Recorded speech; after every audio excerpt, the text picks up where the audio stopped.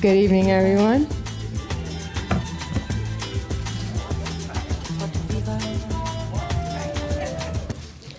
Welcome to Sankofa Video and Books.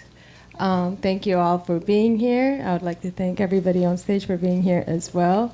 Tonight we are honored with the presence of Dr. LaShaune Stitt and Brian J.T. Watts on a conversation on Dr. LaShaune's book, Becoming a Disruptive Revolutionary, a Blueprint for Creating Authentic Learning Environments of Discovery and Liberation.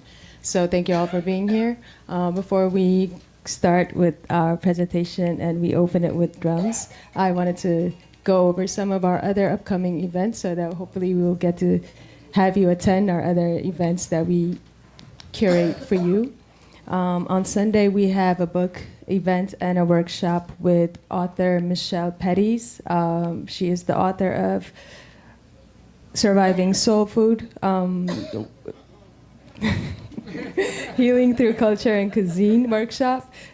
She has Confessions of a Secret Food Addict. She's the author of that book as well, so she'll be here in conversation with us. And also there will be a workshop that will be on Sunday starting 6:30 p.m. On Mondays, we have clay making handcraft evening outside starting 6 p.m. So the past month in May, we have been honoring Malcolm X. We've had a series of events highlighting the different aspects of Malcolm X in different lights. We had so many amazing presentations here. The conclusion of that entirety of the series of events will be on June 21st on a Saturday, starting 7 p.m. Back in 2011, we held a discussion here. The title was Who is Malcolm X to Me? We had Professor Ackland Lynch, Mr. Paul Coates, Ta-Nehisi Coates, Mama Nkechi Taifa, A. Peter Bailey, so many other great names in that conversation as well. So we're going to play that, we're going to screen that conversation and invite some of the people that were part of the original discussion as well. That is on June 21st on Saturday. And the same day, in the afternoon, Mama Laini Mataka will be giving a poetry writing workshop. It's called Know Thyself.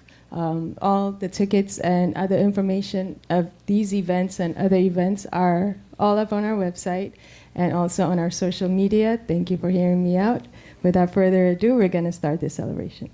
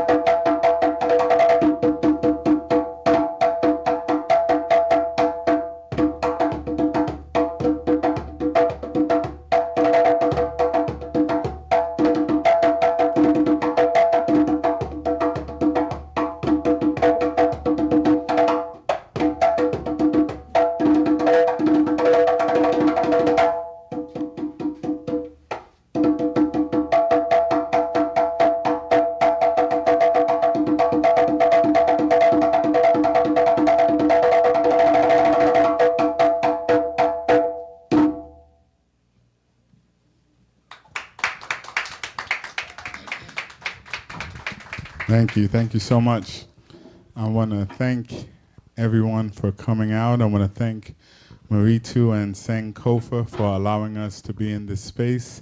I have to say that this space feels like exactly where I want to be to do this. And Maritu feels exactly like the type of person I wanted to talk to about this. Very calm, very welcoming. It made it very easy to just book this space. Everybody just give them a hand right now if you could for this wonderful space. Everybody that has been working in here has been great so far, and we're looking forward to a great relationship with this great bookstore and video store.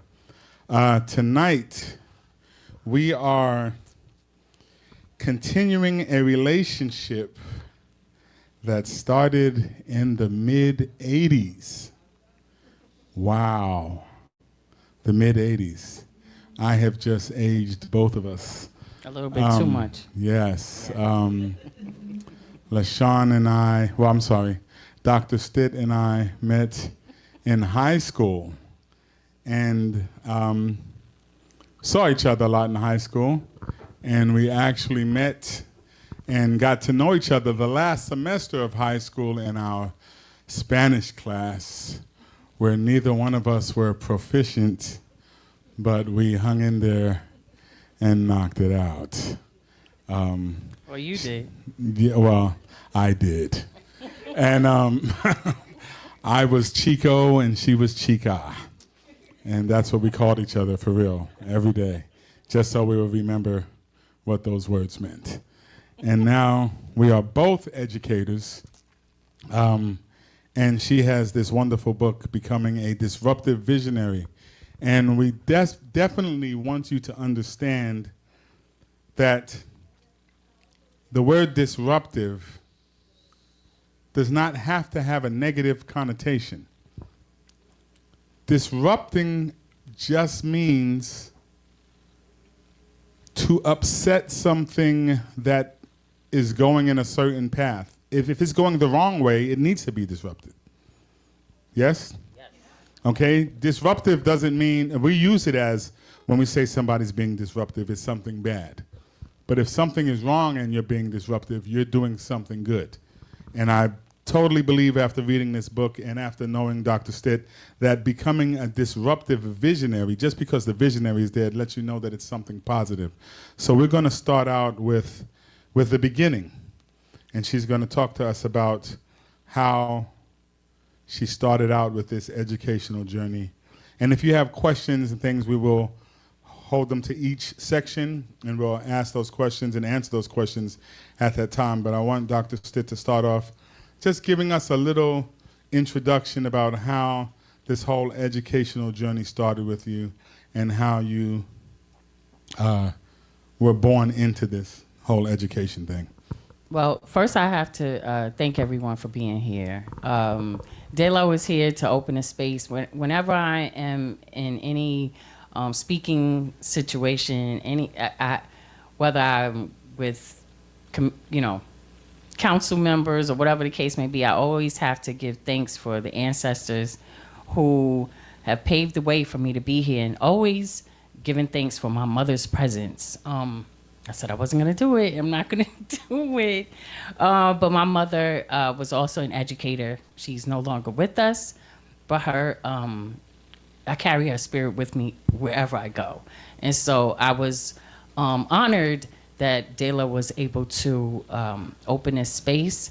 And just a little bit before we get into it, I grew up on 145th Street between Amsterdam and Broadway in Harlem. And there was a bookstore, Mr. Earl's bookstore, that my mother would take me to on payday Fridays. And it was a very small bookstore, but it was filled with so many books of people that looked like me. And that's when I fell in love with corduroy and cornrows. For anyone who's familiar with that, Camille Yarborough, Dr. Yarborough was actually one of my professors, as well as Bell Hooks. So this space is so important to me, just because it gives me the feeling of being back on 145th Street in Mr. Earl's bookstore. So I wanted to say thank you for allowing me to share that and just give you a little taste. I don't have the picture in there, but you asked me about my journey, like when it began. And there's a picture that my husband loves of me. I think it's like the little militant me. I have like 2 ponytails and a denim jacket. I have this scowl on my face, but it was my scowl for protection. And so, I took the picture and I keep it up in my home, but that is my reminder of where my disruptive behavior began. Not to say that I was a disruptive kid, but my disruptive behavior and being introduced to Malcolm X, who again, another strong spirit that I carry with me also. So it began there, and I don't know what else you wanted me to give. I could give some more. Go ahead into the education, how you got into the the education part of it?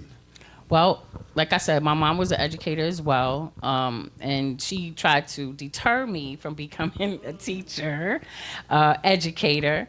And I was at campus, A. Philip Randolph Campus High School. Shout outs to everyone from APR Campus High School. And so I took classes with your sister as well. Right. I was in a class with Anita as well. So I had the opportunity to take a college class at City College. And that's where I kind of fell in love with the younger people. Right. There was a third grade class that I had to do, your teacher. I had to pick a class. Right, okay. I did art, and I had naked people in front of me. I was like, wait, this is not what I wanted. So I had to pick another class, and I picked this one, and I fell in love then. Wow. I did philosophy. Oh. And well, I wonder how that turned out. It turned out great. That is when I was introduced to the fact that I had sleep apnea, so I slept through most of the classes. Oh, wow. But I woke up and got 100. So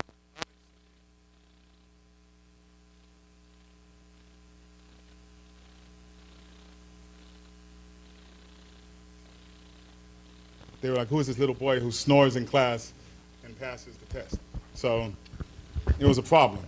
But it was good to take college classes then. It's something that's very common now, but it was very odd back then. And because we were on a college campus, it was very good for us to be able to do that. And I think it's weird because some of us, my sister and myself and some of our other friends were in a medical program, and then some of us were not, but a lot of us became educators. I don't know many of us that were in the medical program that went into the medical field, and a lot of us from campus had such a great education that even though some of us fought being educators, we became educators. Anyway, I fought it for, well, I'm still fighting it, but I fought it for a long time, and I'm still an educator. So it's what happens. So I know from reading your book that you went through a lot of transitions. I think that anybody who becomes any kind of disruptor or a good change agent goes through different stages in their lives. I think back of the movie that Spike Lee did on Malcolm X, and we saw him going from stage to stage to stage before he became this person who was an agent of change. Everybody that I see who becomes an agent of change, it seems like they have to go through changes first before they can start to institute change and finally get into their mind, this is the way I think things should actually be. So give us a little bit about the things that you did where you started teaching and the different places that sort of gave you the ideas of, okay, this is what I think education should actually be for the kids that I'm serving. Well, that's a layered question, so I'm going to try and break it down. Go ahead and break it down. As much as I'll sit back while you break it down. So I started my teaching career in Harlem. I taught at the Modern School, which was a school that was started by James Weldon Johnson's sister, Mildred Johnson. And I taught fourth grade, and I knew that after that year, I would never teach elementary school again. Ever. That was definitely the sign to say, no, we have to go about it a little bit differently. I was actually contemplating, like, maybe teaching is not for me. But then my mom actually worked down the hill on 129th Street and Amsterdam Avenue at Junior High School 43. And she helped her and Kenneth Hale, God bless him, Mother Hale's son. They had actually opened a school within a school. You know, that's when it was like the school within the school. And they had the Study Center for Law and Peace. And I would go, and go see my mother and observe her and then watch the kids. And I would talk to the young people there. And I was like, maybe this is it. And so that kind of that was really the catalyst, I guess you could say. And I enjoyed it. Middle school was my place for the longest time. Okay. It was the adults that I couldn't really function with, but the young people were the ones who they kept me going. And so I started there, Junior High School 43, and then I transitioned to Pomona Middle School up in Rockland County. Now, big difference. Harlem, we're studying Malcolm X, we're walking to, the mosque, going on walking tours. My students were able to see where Malcolm, would preach on Lenox Avenue. It was, I can't even say it was a cultural thing. It was like just a home thing. They needed to know these spaces and places that were so important to our history. And again, I was biased because I wanted to teach about Malcolm. But then when I went to Rockland, it was like, okay, there are no streets here. You don't even walk in Rockland County, right? There's no walking at all. Yeah, you can't do anything. But my goal, as always, was to make my classroom a space where my students connected and they knew that they were important and they knew that they were valued and they had their cultural connection. And so I struggled. And then I was like, wait a minute, let's figure out a way we could do, like, community service wasn't a big thing then. Right. And so I reached out to Rockland County Department of Social Services, and I was able to connect my students through that. So we did, toy drives, and we did drives. It was always something about giving back and also recognizing who you are. I had a large Haitian population, and so it was important for me to get to know that population, to be able to talk to my parents and to be able to connect with my students. So that was like the beginning. And then I had the opportunity of a lifetime to collaborate on a high school for all males in the Bronx. And so I was like, peace, Rockland. I'm out. I'm going back to where I know my people. The Boogie Down. To the Boogie Right. Down. Yes. Shout out to everybody from Yes. the Boogie Down Bronx. Amen. All right. Amen. Yes. Of course, my husband is Represent. going right with you. Yes. But it was and at that time I had already become a mother, and so I had my son, and this school was rooted in cultural identity and civic awareness and all of the things that we needed our young people, especially our young men, to know about. And so when I went back to the Bronx, it was like, yes, this is it. Now, around what year? What are we talking about? So we're talking from the beginning. No, the Bronx. The Bronx was 2003. Okay. 2003. Yeah. And we changed the game. I'm putting it out there. There weren't any, there were Catholic schools. You had Cardinal Hayes Right. and so forth, but there were no public high schools that were strictly Right. for young men of color. And when we went around recruiting students, of course, they say, oh, this is the at-risk population. And I can't get caught up in those terms, Right. but I knew that they needed me and I needed them. Right. Right? And so we opened a school in 2004, and Urban Assembly Academy of History and Citizenship for young men. Long title, but very meaningful. We actually, in order to signal for the classes, you have the bell that Right. rings. So we had someone playing the drum, the djembe, to signal the change in classes. Like, it was all cultural. And that was the space. That was where I needed to be. Wow.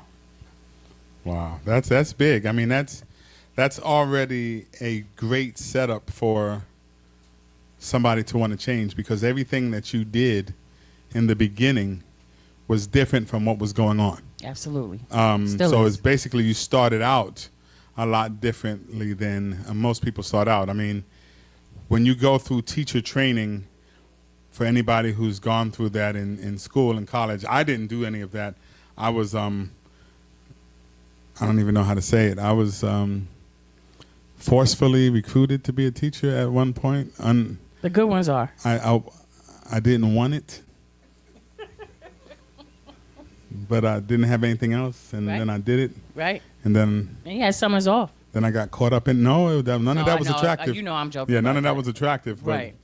I did it, and then I got hooked, and I started, after you start giving, you're like, okay, I need to keep giving. And so, but you don't seem like you followed any of the trends that people go through when they go to student teaching and all of that stuff. They don't learn any of the things that you did. This was all something that was coming from inside of you, maybe things that your mother instilled, things that you saw through your community, from being a person from Harlem, from going to the school you went to, whatever it was, you saw a need and you were filling that. So how did you said you were a mother at that time. how did being a mother influence you as being a teacher? Because I tell people often that I couldn't be a parent and a teacher at the same time, and that's because, I'm not a parent. So, I probably, if I had to do it, I probably would do it. But, having kids at work and having kids at home has got to be a lot. So how did having kids, and I know you probably have, you having more than one child, I'm sure you have more than one personality, more than one type of person. So how did that alter, or how did that keep you focused on the way that you were being a teacher? How did that develop you as you continued to teach? Well, shout outs to the chosen one. That's my oldest son, Darren. Okay. All my children have names. I have the chosen one. My daughter is Miracle Child, and my youngest is the Blessing. Okay. And so all good nicknames. That's yes, great. That's all good. good Okay. ones. That's good. You have to speak positivity into No them. doubt. So my oldest, being I was a young mother. I was a young single mother, and I don't, have any problem sharing that. I had this idea that I had to make sure I had this, my son wasn't going to be arrested, and he wasn't going to become a statistic, and he was going to be all these things. And again, still as a young mother of a black male child, it was important for me to not only prove to myself, but to prove to society I could do this. Right. And so when I went into the classrooms, and I had the energy of Dr. Jawanza Kanjufu behind me, and just pushing me and knowing this is what they need. Right. And I would work with my son at home, and we would read and do all those things. And when it was time for him, and I speak about this in the book, he was 5 years old. Mm-hmm. In New York, you get your library card at 5. And so we went to the library, very excited. We had practiced signing his name and all those wonderful things. And we were met with this older white librarian who, I don't know, for some reason, she didn't think he should get a library card. And being a younger mother then And being LaShaune and Stitt. being who I am, Right. it didn't sit well with me, and she knew it. And I called it to task. So why can't he get a library card? And he needs to know how to he signed his name.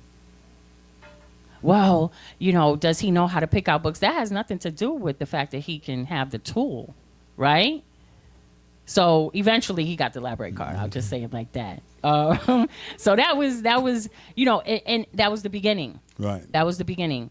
And when I went into my classrooms, I had young men that looked like my son. Right. And it was important for me to be that presence, Right. to be that person, to be that the mama.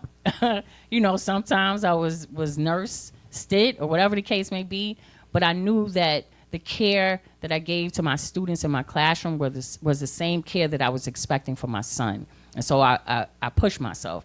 And I know that no shade to all the educators, but I'll just say it. There are some people who don't belong in the classroom. I don't have a problem with saying that for various reasons. But I made it my business for any student that I came in contact with. I had to connect with them in some kind of way, Right. whether it was Malcolm, whether it was Jay-Z, whether it was Right. Lauryn Hill. Right. This is what I had to do in order to protect them. I was their protector, all the wonderful things. And so seeing them in class was also a reflection of seeing my son in class. Right. Fast forward, my daughter who's here, she, I have to give her a shout out. She's the one who didn't really give me any problems in school. She was, girls are different. But she was eager, to learn and do more. She said to me in the second grade, I'm going to be like Michelle Obama and I'm going to get skipped. I was like, girl, Wow. but guess what? She did. Oh. She actually did. So that was the type of personality that she was, and even the student that she was in Right. class. My youngest son, he's here too, the Blessing. He just graduated. Which Amen. Yes. All right. Give it up. And I'm sighing, a big sigh Yes, of relief. no because doubt, no doubt. It has been a journey. I think with him, it has been more challenging because I was more informed. I was more, prepared. Right. We, he is, and if I know he doesn't mind me saying it, but he learns differently than everyone else. And so that having him in front of me made me say, okay, you got to take your time. Right. We'll come back to you. Right. Process this a little bit differently. Right. What do you need me to do? Are you okay? Right. And this is what I did to my students, whether it was, in pre-K, whether it was, because I had the babies at one time. Right. Whether it was high school. But when I homeschooled, it was the same thing, because he was in a space where I had teachers tell me, I don't know what to do with him. And the schools say, we don't have the resources. Wow. And I'm like, how? Right. Because they're usually just human resources. Right. So we created a curriculum for him. Wow. Tailored to him. That's how you And, do it. it was a learning experience. Don't get me wrong. No doubt. But he needed that space. He needed to know that he was protected, because in the school, he wasn't. Right. He was not. Well, the truth is, you said he learns different than anybody else. He doesn't. He learns differently than some people. There are other people who learn like him. That's true. There, This is true. everybody learns differently. Nobody learns the same, and that's where we have to get away from as a society, is by just trying to dump people into one section and put everybody else in another, so that it looks like there's a battle. All of us have, even those, if you're gifted, that's different. Right. You know what I'm saying? Right. There's differences, and then none of these differences are bad. We make them seem like they're bad because you see stuff differently. Einstein saw stuff totally different than he was considered a dunce for years, until people realized, oh no, he's seeing stuff we don't see. Right. You know what I'm saying? So it's a lot. And what you're saying is kind of bringing to fruition or just bringing to understanding why teachers are called lifelong learners. Because when I first started, I was like, I'm a teacher. Why am I the lifelong learner? But I have to continually learn how to teach. Right. Because things are changing. That's right. People are coming in saying, I don't get that. I don't understand what you're saying. I don't understand the way you taught those other people, and it worked. It's not working for me, and I have to change. Mm-hmm. And so you having 3 different gifts given to you in your life, they changed you so that those other people could get what they needed. Yeah. So you got to start giving your kids part of your check, because no, that's not gonna happen. They made you who you are. I mean, you know what I'm saying? What you say, Reek? You need part of the check. You down? He's down with that.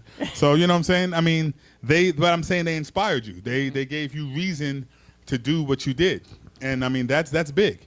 I think that for me as a math teacher, I know that it was important when I first started teaching to not only teach my students math. I remember there was a little game they were playing. McDonald's had some game where they were pulling the tabs off of maybe the burgers and the fries or whatever, and they had different questions that they were asking. And my students would come to class so eager to ask me the math questions.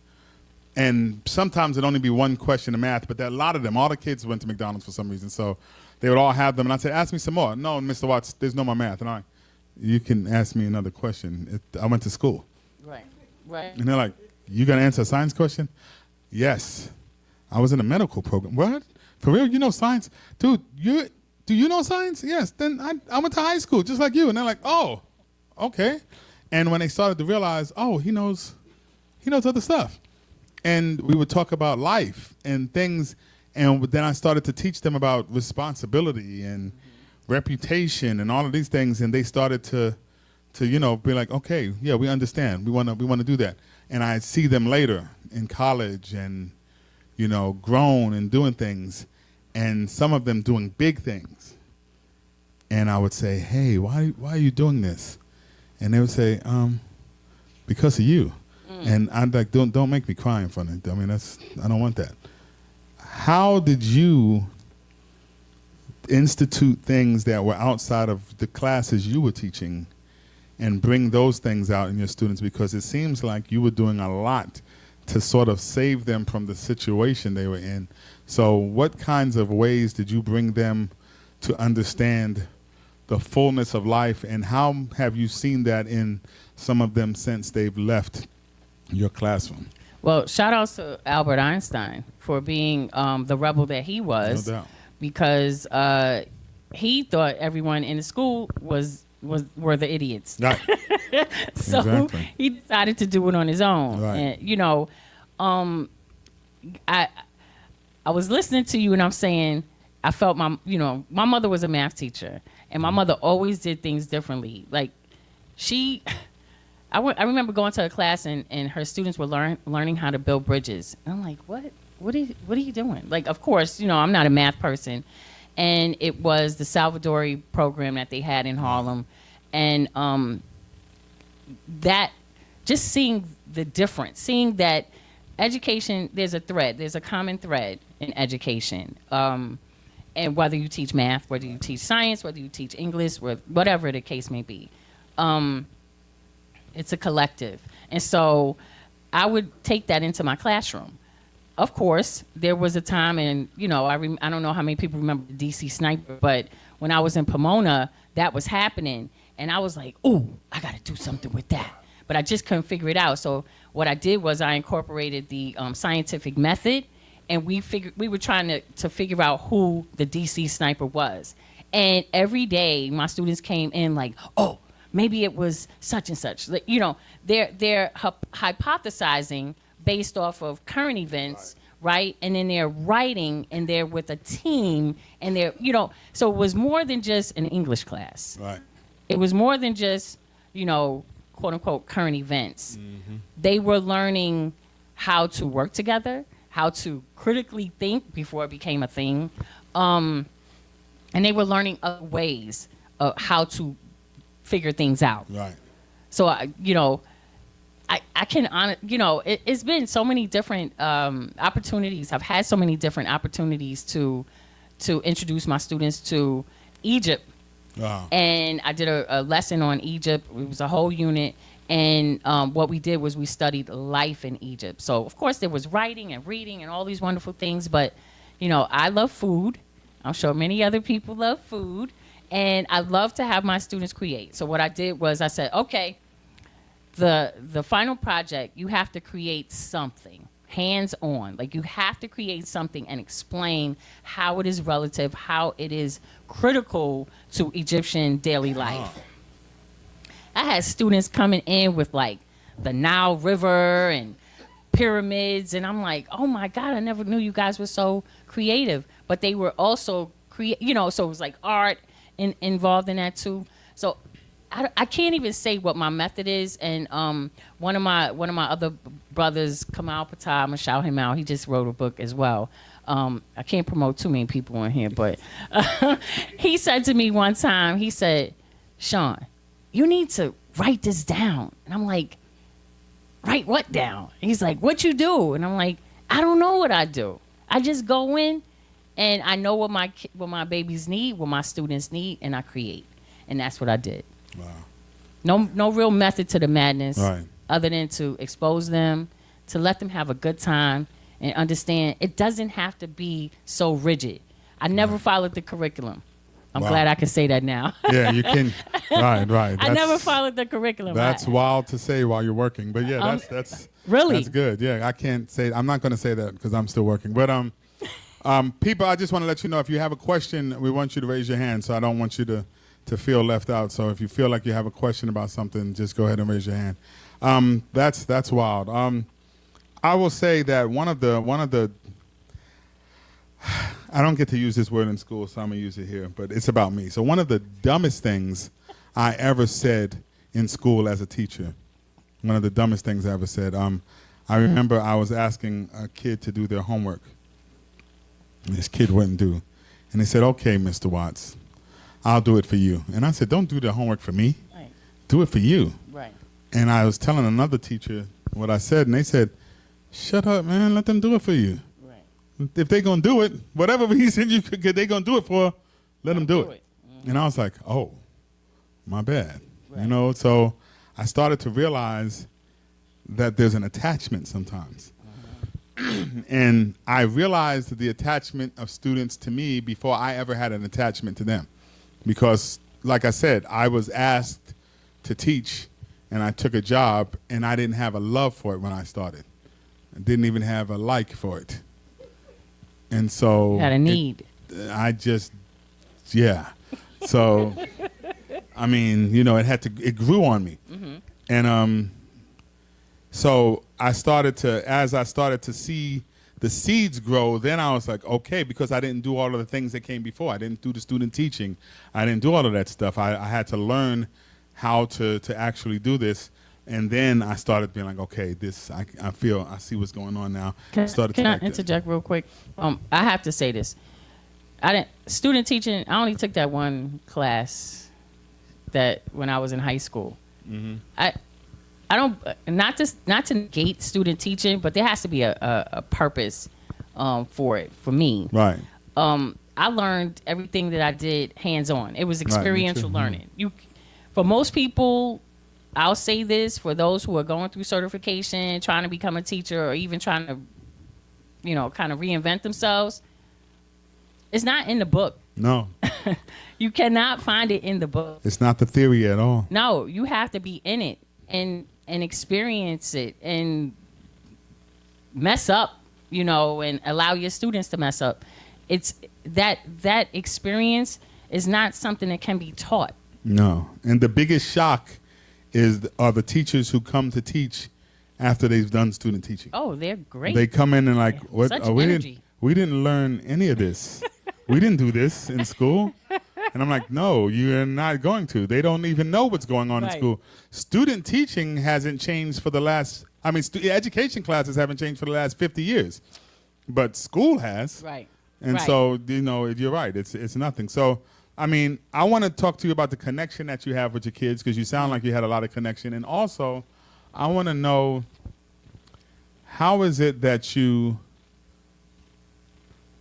began to see that what they needed was not what was available for them to get, even though you were giving them what they weren't being offered in school, but that there was even more that they needed? And what made you change from what you were doing to you becoming this disruptive visionary?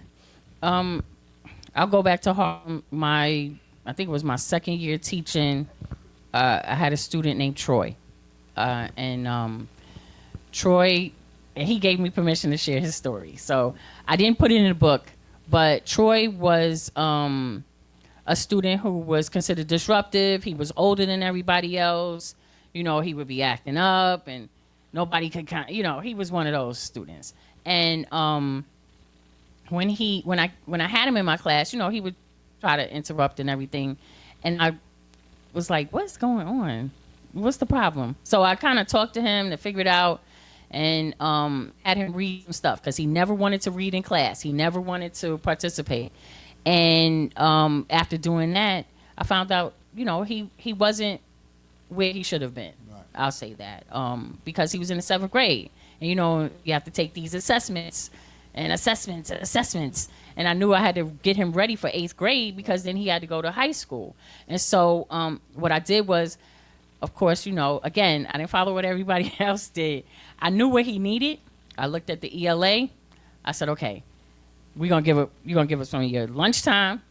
He went to a resource teacher. Disrespected this lady like everybody's. I can't even explain it.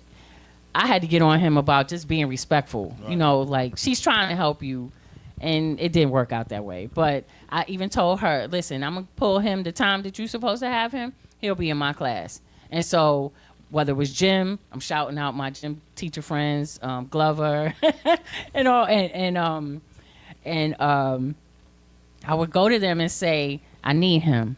And so they would let me take him, bring him back, and work with him. And we worked all year on a regular basis to get Troy to the point where he was able to pass the ELA. I mean, he didn't score a 4, but he passed it. Right. And that in itself was progress. And see, that's the other thing with education. We look at numbers. Data. I'm not a data person. I'm really, really not. As far as, you know, quantitative data. Right. qualitative data is most important to me because that's where the conversations come in. That's where the informal assessments, and you really get into the nitty gritty. It's not about, because everyone is not a test taker. Right. So we don't all score well on tests, you know? So then when I had Troy and it was like, he's saying, I'm not going to be able to pass. And I'm like, you kidding me? We got this. So we put the work in. Right. And I would say close my door so people wouldn't know what I was doing, and we would get in there and do our work. I mean, it's so many different ways that we could approach it. Right. But he was just one example of, and that was early in my teaching career, and I was like, I don't know if I'm supposed to be doing this, but I'm gonna do it anyway. And he was successful, and to this day, shout outs to Troy. He's doing well. He's doing well. That's big. I mean, I'm telling you, when you see people that you have taught and they're doing well, especially when they didn't want to do it all, Right. I mean, it makes a big difference. And actually, because of what teachers get paid, that's the only reward we have. Right. So I mean, Right. it's big. How important? And I know the answer to this, but I want you to answer this for everybody who's here and who's listening and watching. How important are these two things? One, for you to share a piece of you with your students, and two, for you to sometimes hand over your authority to your students in your classroom. How important are those two things in teaching? And I do talk about it in my book. I can't even. It's extremely important. First of all, if you've ever taught, or anyone, it's not even about teaching. Let me also, these are conversations that we can have with non-educators. If you want someone to trust you, if you want to gain someone's respect, you have to give a little bit of yourself. I think the problem that we have in education is that there are not enough people who are willing to share. And if they do share, they feel like, you know, I'm giving too much. And that's not true. Because there may be a little Brian sitting in class who's like, I don't want to be here. I don't like it. I don't know why I have this teacher. I can't connect. And little Brian is trying to, you know, figure it out. I have to come in and say, what's good, Brian? You know, what's your favorite food, or what's your favorite whatever? Food is always my thing. That's a go-to. And if you're in the Black community, you know, food is the key, right? It'll open doors to so much. What's your favorite? You know, what's your favorite rap artist? Because sometimes I would, you know, we had Biggie versus Tupac 101, and that wasn't in the curriculum. But that was what they wanted to hear, you know, or, okay, we got creative writing. Let's turn on some Lauryn Hill, you know. It's extremely important to give a little bit of yourself. And it doesn't mean that you're relinquishing your authority. It means that you're opening that door so that your student who is not very comfortable being in that space or feeling like they're struggling or they have challenges, that student has to know, oh, Mr. Watts likes turkey burgers. I like turkey burgers too. Right. You know, or Mr. Watts, his favorite artist is Barry White. I remember my grandmother used to play Barry White. You know, when you get that, it's like once you hit it, you hit that target, that's it. They're loyal. They trust you. Mm-hmm. They rely on you to protect them. All of these things are critical, especially when you are in the classroom, but as well when you're with just regular people. Right. And it opens Pandora's box. I mean, it opens them up. And what I meant by relinquishing your authority is not something bad. I mean, I've had instances where I've asked a student to teach something to the class, and I didn't stand at my desk or at the board. I sat in their seat and let them teach and them stand up there. And the first time I did that, it was a student who wasn't good at math at all, but that topic he knew. And I had taught a lesson that the class didn't understand at all. And I was shocked. I taught the whole lesson and I was brilliant. That I thought. I was as amazing as possible. And I finished, and they were like, Nope. 3 kids out of 30 were like, we got it, but nobody, Mr. Watts, we don't get it. And I was like, and this kid said, why don't you just do this? And I said, because I don't know what you're talking about. Right. And he said, I said, do you know it? He said, yes. I said, show me. He showed me. I said, that works. Teach it. And he taught it to the class. And they all was like, Mr. Watts, we get that. And I was like, do that. And it changed the tone of the class. Mm-hmm. All of a sudden now people are like, wait, first of all, that kid is failing. Right. But he knows something. So Right. obviously, but Mr. Watts let him teach. Right. You know, so now everybody's going, well, what about this? I'm like, no, that doesn't work. You know, but now everybody's open. Mm-hmm. Everybody wants to share. Everybody wants to get out. And that's the kind of things that I think that people need to understand is that once you say, hey, I'm going to let you do something, I'm going to take what you're saying, I'm going to listen to what you're saying, I'm going to try it, I'm going to look and see, I'm open. I'm open to what you got. You know what I'm saying? Give me some. Let me see what you got, and let's prove it. And if it works, we're going to do it because it makes it easy for you. I'm not this rigid person who just has this book and we're going to go by this book. Right. It's life. Life is happening out here. We want you to succeed in life, but, you know, some things are going to have to change. Well, when you look at relationships, especially with adolescents, that's when I put on that research hat. Go for it. When you look at adolescents and their relationships with each other, they learn from each other. Right. Good, bad, whatever, right? Mm-hmm. Who else is going to, tell you about spitting the straw? Spitting the straw across the room is your parents are not teaching you that. Right. That's somebody you're in class with, or one of your older brothers or sisters, or a cousin, or something like that. I was told that my sister taught me all the bad things when I was little. Oh. So yeah, you know, because she was a year older than me. My mom said I was good until she started telling me to stick my finger in the outlets and stuff like that. So yeah. But they learn, adolescents learn from each other, right? And we as adults have to interject, right? And say, no, you don't do that. You're not going to be spitting the straw, paper across the room, those type of things. Right. But when they can interact with each other and engage with each other, all you have to do is sit back. Right.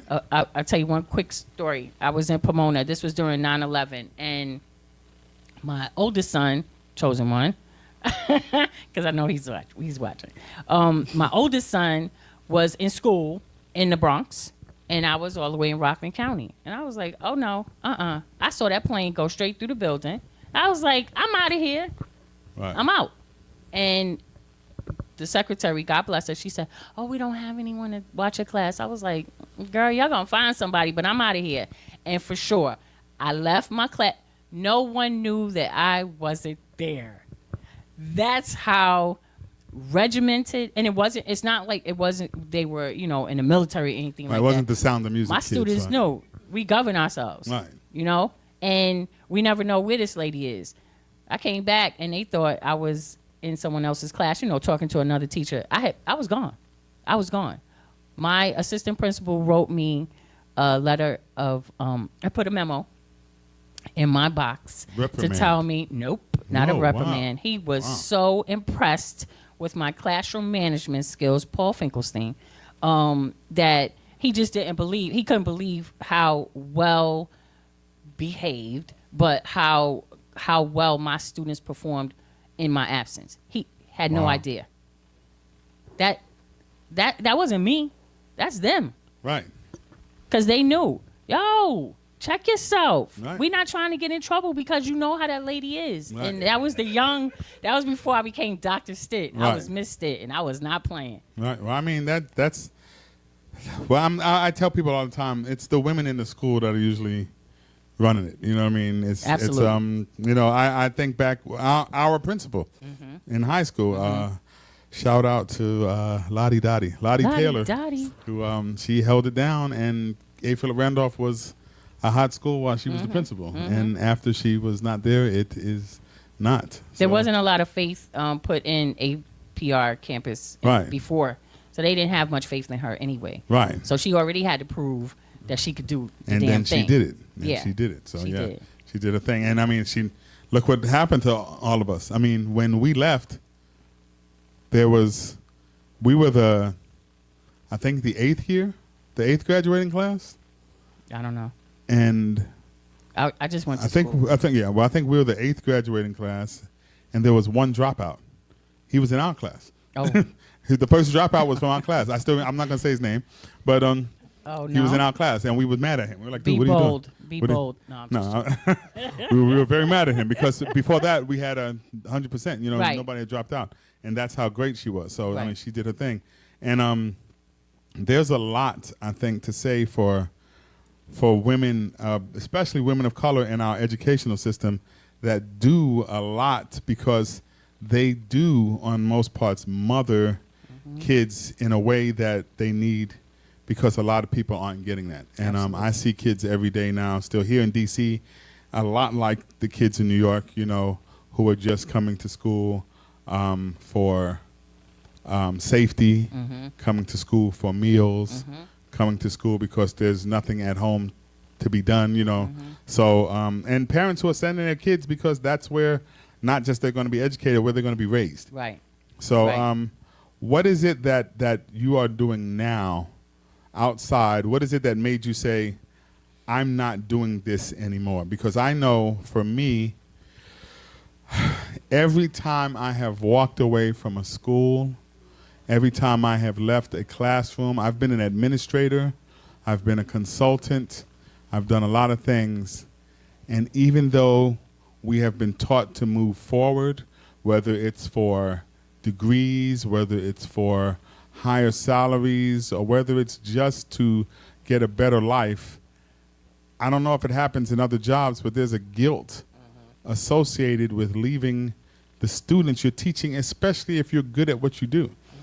And I often have people saying, you need to go back to the classroom. You're a good math teacher. I'm like, but can I make some money? Right. Can I do Right. something with my life? Right. You know what I'm saying? Can I, please? Right. But I feel it too, because the kids feel it. I remember, and I'll say this quickly, I got hired to be an assistant principal the week before Martin Luther King's birthday one time. I was teaching. That Thursday night, the guy called me after school and said, Mr. Watts, you've been hired to be an assistant principal at another school. Oh. So you had to. And he said, I said, when do I start? He said, Tuesday. Ooh. And I said, Monday's a holiday. Right. He said, right. I said, so I have tomorrow to tell my kids and to leave? He Yeah. said, yes. So I was like, well, should I tell them or should I not tell them? Right. And people were like, I said, well, I should tell them because I might see them in the neighborhood. I don't want them to jump me. So Yeah.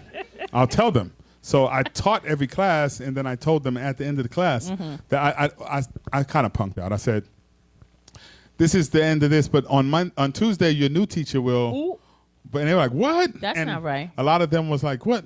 And they were mad at me like, you sold out. You sold us out. And I'm like, sold you out? You all about the money. And I'm like, yeah. Right. Aren't you? Like, what is wrong with you? Right. But, you know, and so it's a problem. So how did you get past that, or did you deal with that at all? Was that an issue? Oh, plenty of times. And you know, well, for those who do know my story, it wasn't about the money for me. Especially when I left K-12 for good. I, you know, at this point I was going through a divorce, and I had 2 little people that I was responsible for, and I was assistant principal in Baltimore City Public Schools. I'm just going to leave that there.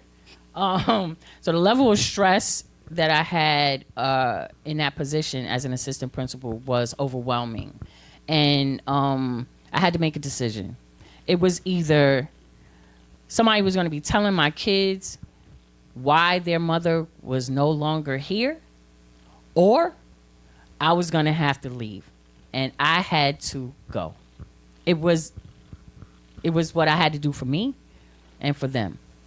Prior to that, again, I helped open a whole school, right? And I had a principal who I thought was a friend of mine, and he basically turned on me. And again, if you know me, you know I'm about loyalty, I'm about respect, and I'm about trust. And he turned on me, and I was like, got you. And so once I gave birth to the blessing, it was peace out, because he put me in a situation where I had to make a decision between being a parent and being an educator. And I would never, ever, I don't care who it is, I would never put anything over my children. You know, that's just a non-negotiable. And so when I knew it was time for me to go, I took a leap of faith. I've done it every time I left a school. I took a leap of faith. When I was in Harlem, it was an opportunity to go to another school, and we had a new principal coming in, and I won't get into it, but that was one of those times where I had to clock out, and I invited the principal to come outside because I wanted to see her. Okay, wait. That's why I said it was before I was Dr. Stitt. I was Miss Stitt, and I was not. You was LaShaune. Yeah, I was LaShaune. Tell me this though, before you go on, I want to know because I need people to understand this, and when you say leap of faith, please explain what that is, because that's a term that gets used a lot. So tell me what that means to you. What does that mean, leap of faith, and what is the faith in? You know what I'm saying? Break that down. What do you mean? That's a good question. First of all, it was faith in what I could do.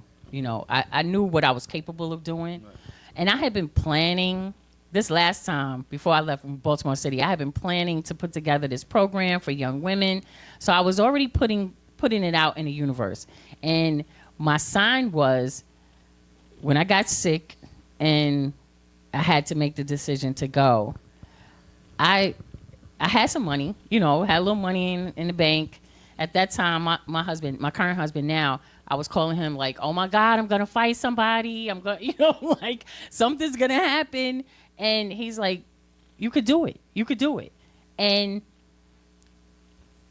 I didn't know what I was being called to do, but I knew I was being called to do something bigger, right?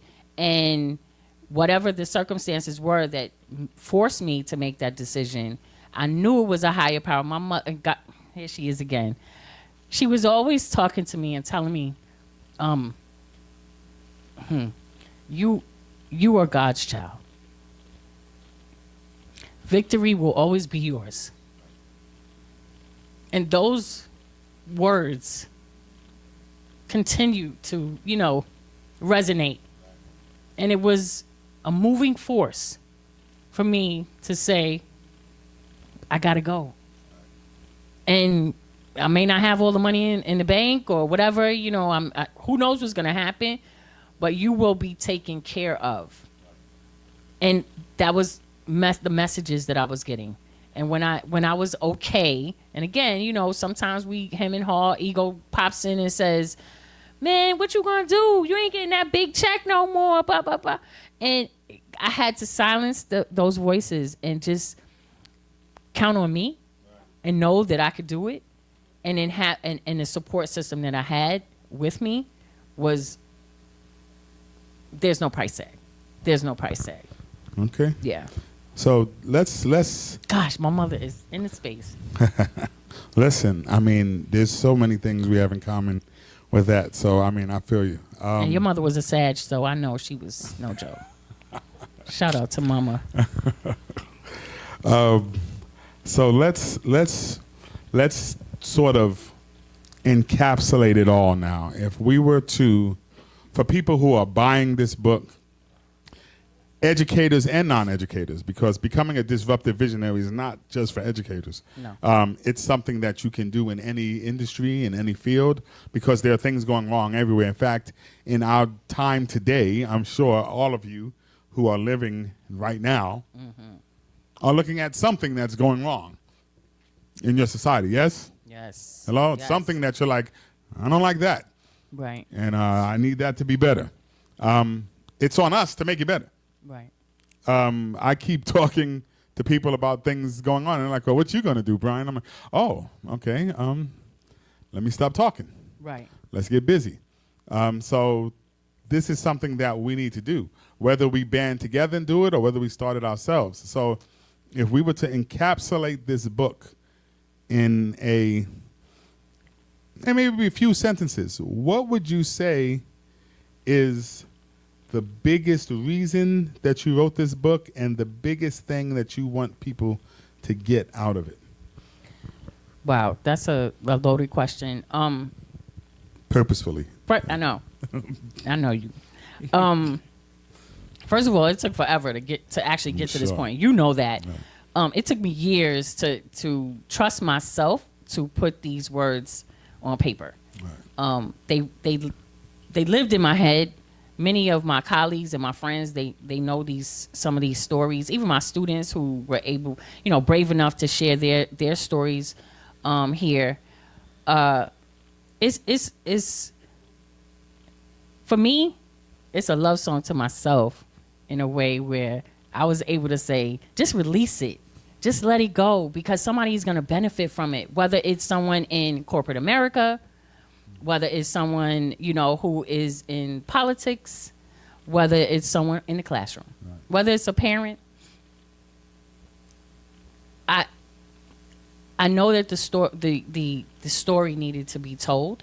I needed to let people know, Dr. Stitt is who you see before you, but LaShaune is who I really am. And LaShaune got expelled from Hampton. LaShaune was a single mother, at 21. LaShaune was, arrested for protesting in New York. All of those things kind of encapsulate who I am. And I had to share it. Not everyone knew those stories. And all the stories are not in the book. But it was important for me to share those and to leave a legacy. Again, tomorrow's not promised to anyone. It's not. And I'm thankful that I have a support system, friends, family members, chosen family members, I call them my chosen family, who encouraged me and pushed me. Yo, Elle, you got to write that book. Remember the conversation we had 3 years ago? And it was time. It was just that it was time to get it out. Yeah, I guess that's it. I mean, it's amazing that you share a lot of the things that people would call negative in your life, because we watch movies, like I said before, we see people go from those things to positive things. Mm-hmm. And it seems that those things, not that you have to do those things to become positive, right, but they don't make you a negative person. Right. When you take those lessons and you use them as lessons, then you can be somebody who can teach somebody else. Right. I don't have to be an alcoholic to tell somebody not to drink. But if I was an alcoholic, then when I talk to somebody about drinking, I can really influence them. Right. And so it's not that one has to happen, but if it has happened, I can still use that for positive. And that's, I think, one of the things that we need to start doing and start understanding is that I always tell people that text that says, judge not lest you be judged, it doesn't mean don't judge, because judgment is something that happens. Right. And it has to happen. It means be careful about judging. Mm-hmm. Watch out. Don't start judging people on stuff you're doing, because it's going to come back. They're going to judge you the same way you're judging them. So if you're going to do it in love. Right. Do it carefully. Watch out. Don't go too far, because it's coming back. It's coming back. And so, when we start to tell kids things and we talk to them about certain things, it's a way that we have to do it because of the things that we've done in our life. We can't act like we are blemish free. Right. And I think that after reading your book, we see a lot of who you are. We see a lot that you shared. We see a lot of your family. We see a lot of your connections. And I think that any of you who buy this book, I guarantee you, and I've read it, and I think that if you buy it, you will see in your life where you can relate the things to. There are a lot of people who think that, well, all of us educators always feel like we're not appreciated in other industries. Right. Because we can't get hired in other industries. People are like, oh, you were just a teacher. I'm like, what? Just? Right. We do it. We made you. What do you mean? Right. You know what I'm saying? There's no industry that does anything that didn't have a teacher. Right. So we do all the stuff so you can do what you do. So we're the perfect people to hire for every other industry, but it's not respected in this country like that. So that's another topic. Right. I don't want to get on that soapbox because these people have somewhere to go. But right. but the thing is you can put everything that teachers say to you into something else and use it. Just like we can take a athlete like Magic Johnson and have him speak to corporate America because he's a winner. Right. And he knows how to win, so he Right. can speak to you about winning. Okay, we can talk to you about learning. And this book teaches you about how to disrupt what's going wrong and how to correct it, how to stand up for what's good and how to turn it around and how to make it go the right way for whether it's your life, for the life of your kids, or for the life of your community. And so I think that Dr. LaShaune Stitt has done a great job. I would love for all of you to take this home with you. She will be here to sign books and to talk to you and to give you whatever encouragement she has left to give tonight. So if you don't mind, I'd like to give her a hand for coming out tonight and giving y'all this great book. Thank you. Thank you. Any closing words from you? I guess to new teachers,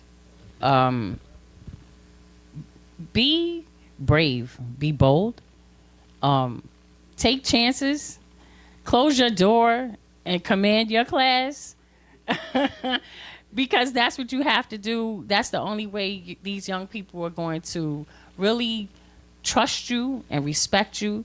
You're going to have to be authentically you. And sometimes it doesn't look like, what your other teacher, what they look like. And again, if you're in I say urban schools, but it's bigger than that. I don't want to just pigeonhole urban schools, but when you're in a school setting with young people, adolescents, they really listen. When they start to respect, when they start like, yo, Mr. Watts, what you got for lunch? Or Mr. Watts, can I come and hang with you or whatever? You already know you're in.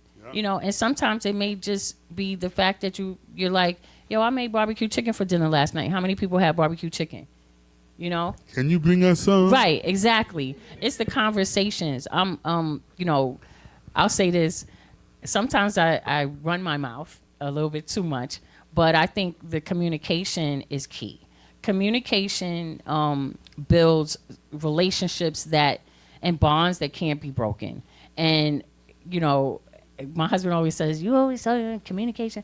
But how would you know how I feel and how would I know how you feel if we don't have this exchange?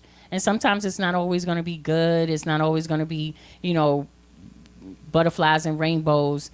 You might have to have some real gritty conversations like my students that were, on food stamps, or my students that were not eating before they came to school because they had to take care of their brother and their sister, or students who were staying with auntie and then they were with grandma, and all of those, I would never know that if they didn't trust me, So I say to new teachers or new educators or anyone who is in some type of leadership capacity, coaching, or whatever the case may be, don't be afraid to share a little bit of yourself. Don't be afraid to create spaces where the people that you are connecting with are going to, feel like they don't belong. Don't be afraid to create those spaces. This is the time, really.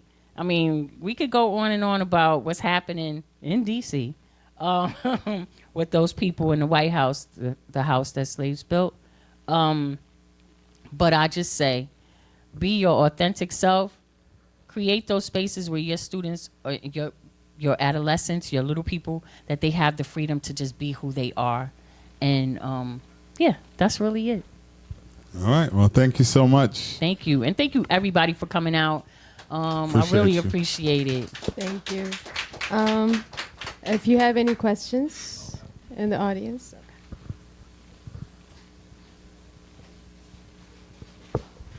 Hello, how are you? Doing well, thank you. All right. What's your name? My name is Tim. Hey, Mr. Tim. All right. I liked both of your presentations. You're very, very honest about who you are. But I have a question specifically you. Okay. Sort of a statement. Okay. I went to public schools, mainly went to a white schools, especially like middle school, mainly white women and things like that. And I think in high school, even though it was like half and half, like about 40% black, 40% black, maybe a little Hispanics and Asians, but pretty much all white women teachers. And I remember I was in 11th grade, and I remember they tested me, and I was reading at a college level. I remember telling the teacher basically, because I was in 11th grade, a regular English. So I'm thinking, okay, man, I'm going to get this honors class, you know. And so I said, I need you to sign this paper. I'm trying to get into 12th grade honors. And I said, what she said was, I'm not going to sign. So I was like, I got to be in the class. I got A in the class. I was saying this. I was like, I don't think you're ready. I said, come on, man. And so, you know what I did? I went home. I said, Mama, man, I said, we signed up for English 12 honors. And I was just in it because that's how we bypassed the lady. And I think that's just goes to show, like, you know, that's why we need more teachers like you. So, I mean, that's just what it is. I mean, because I remember when I was even in the public school system, man, I saw a black teacher. That was like a big thing to me because I ain't see that many black teachers and no black men. So I was just like, you know, and, you know, that's probably why I enjoy going to Howard so much because I got to see everything, you know, black people or black people there, but black teachers, black male teachers, you know, all that. So it just, you know, it's just like, you know, I just learned everything. And also about the library as well. When you go to the library, a lot of times, a lot of white people, white women don't like you to go to the library. They feel like, I feel like as though they think you're still a slave or something because they question you about what book you're reading and this, that, and the other. And it's just, it gets upsetting, you know, to the least. And so, and not only did we build the White House, we built the whole damn country. Let's go. Yeah, so that's what we did. We continue. How old are you, man? Right. How old are you? I'm 30. Okay, I was trying to Wow. get an idea of when you were in school. Wait, hold on. Go ahead. Mr. Tim, you have a very seasoned soul. Right, That's yeah. what I have. I'll say that. And in regard to what you were saying about the placement in the English class, you have to remember there's a fear. The black male child presents a fear in the school system. And unfortunately, when you go through the student teaching and you're reading these books, you think that this is what it's supposed to look like. And it takes away from being able to recognize the gifts that your students have. But you are already a target, I guess you could say. I'll put it like that. Because of who you are, by the basis of the color of your skin and your gender. And so it's sad to say, but this is how a lot of our young men, and it's as early as 3rd grade, a lot of our young men are not, they're put into special education, they're a behavior problem, you know, all these things because, and I'll say it again, men and boys learn a little bit differently. So we have to take that extra time to understand where you're coming from, to let you process your thoughts, to walk around because y'all can't sit still, you know, all those things. And if I stretch it a little bit and say it's a cultural thing, a lot of white women who are predominantly in classrooms in our schools, they don't know that. They haven't really picked up on that. And it could be because of exposure.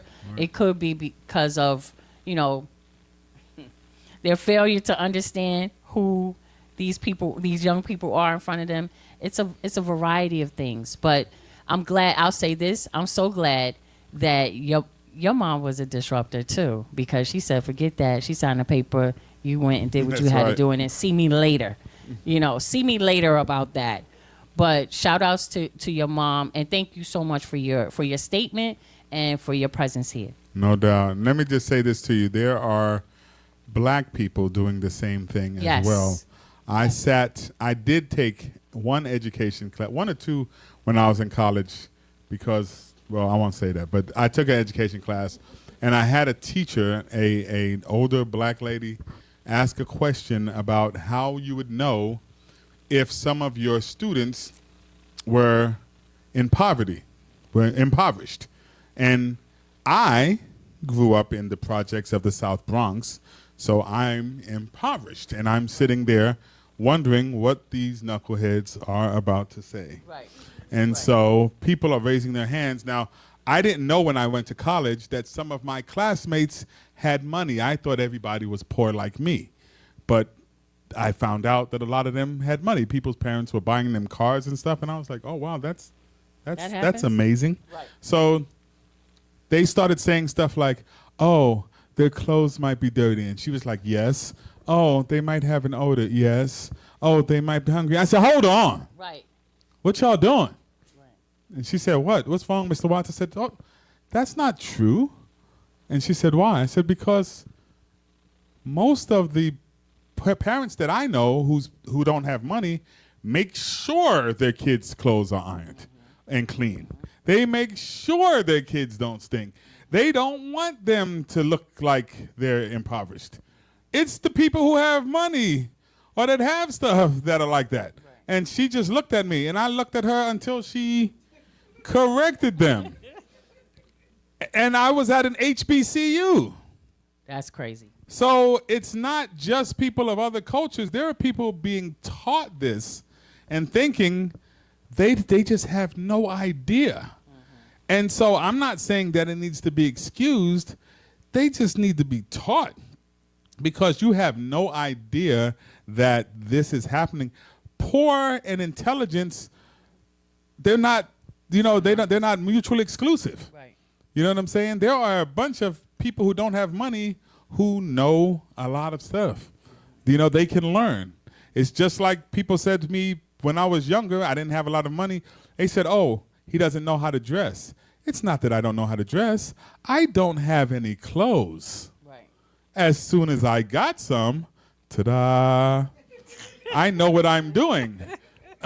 But if I don't have any, I can't put them together. You understand what I'm saying? So I don't want us to lay off of them, but I want us to start to teach them, to start to let them know, look, that's not what this is. So it's not, it does feel bad when it's people from another race, because you see that a lot, but there's our own doing it as well, and we have to teach them too, because to me that's even more embarrassing and more detrimental to our health. You're right, and thank you for bringing that to light. What did Sister Maya say? All skin folk ain't what? Ain't kinfolk. Right. Ain't not. We had another question back here. Hi. I just want to preface what I want to say. First, I want to paraphrase Malcolm. Malcolm said, only fools turn over their children to their enemy to educate. Let's go. Yes. Okay. I was a math teacher, too. My degree is in engineering. I worked 15 years at NASA. Ooh. And then I went into teaching in the DC charter school system when that came out in the early 2000s. Okay. I lasted one semester at one school because it was obvious that they were not interested in teaching. I was an algebra teacher. They were not interested in me teaching algebra. They were interested in me agreeing that these kids could graduate so they could get money for them. Mm-hmm. So that was that. Man, we got a lot of comment. Then I became basically a professional tutor. And I was tutoring for a tutoring company, and I was like the #1 rated math teacher and math tutor in DC. And most of my clients were single black mothers with boys. Right? That's who they were. And I no matter what the course was, I always taught what I thought they needed to learn, and they could pick up whatever else they needed after that. But my question goes along the line of this. It goes back to the Malcolm quote, only fools turn over their children to their enemies to educate. My background is in like engineering and NASA, and one of the things I've been doing, I've created my own math curricula. I'm heavy into pedagogy, right? It's not only how you teach, it's what you teach too. Because education is purely political, and unfortunately black people don't seem to understand that. So I'm interested in since the late 90s, early 2000s, when the internet really took off, to try to get black people, and I've given up on the universities. I've given up on the HBCUs because I've tried and tried, especially in math and science, to forget beating their heads against the walls of institutionalized ignorance and go out and create your own systems.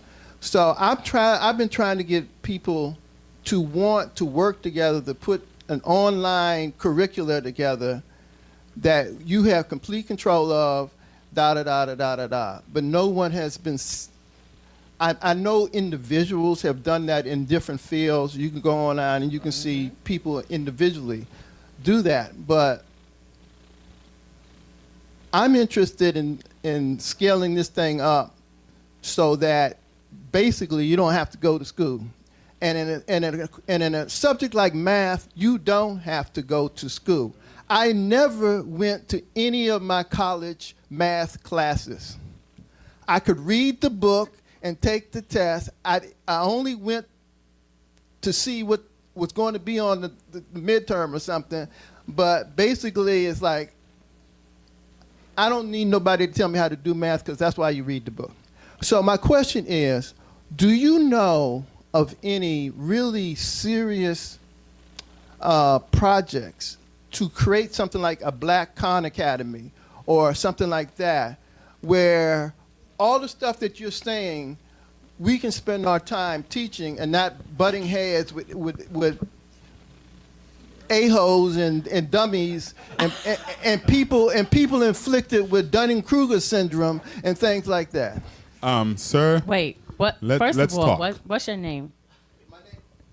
It's okay, My name is Jabari Zakia. Mr. Jabari. We need to talk to you after this. Absolutely. Yeah, that. I can't even. No, I have to say this because this was just said again yesterday. Somebody said to me, right, T, you need to open your school. And I kept saying, man, it's the manpower. Like, you know, I can't do it all myself. And so you are delivering a message. You are coming with a charge. And I will say this to you. Please, please, please do not leave here until we've had conversation because you are speaking my language right now. And you're a bold one because you Right. could have just spoke to us, but you said, no, I want everybody to know You that wanna I'm put telling them, everybody that on the spot. I told Dr. Stitt and Right. Brian Watts this. You know what I'm saying? I'm not letting them walk out of here saying I didn't say that to them. So you let everybody. So we will be talking to you Yes. after this. No doubt. No Yes. Thank you. And that's coming from the family who's been pushing the school. doubt. No doubt. Any other questions? That's it? All right. Well, Sounds I guess good we to me. can sign some books now. Or you tell Yes, us. thank you all for coming Yes. once again. We have copies of Becoming a Disruptive Revolutionary Visionary, yes. My apologies. By the counter, and thank you for coming. Thank you. Thank you. Thank you. All right. We did it.